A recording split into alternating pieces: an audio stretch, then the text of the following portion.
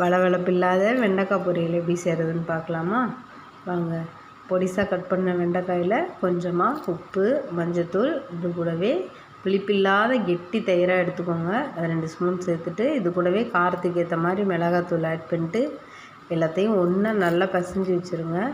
இது கூடவே நான் நிலக்கடலை பொடி அது 1 ஸ்பூன் அளவுக்கு சேர்த்துட்டு, இதையும் சேர்த்து நல்லா கிளறிட்டு ஒரு 5 நிமிஷம் அப்படியே விட்டுருங்க. இப்போது ஒரு பேனில் எண்ணெய் ஊற்றிட்டு, அது கூடவே கொஞ்சமாக கடுகு, கொஞ்சம் சோம்பு சேர்த்துட்டு கருவேப்பிலையும் சேர்த்துக்கோங்க. நான் இன்றைக்கி கருவேப்பிலை சேர்க்கலை.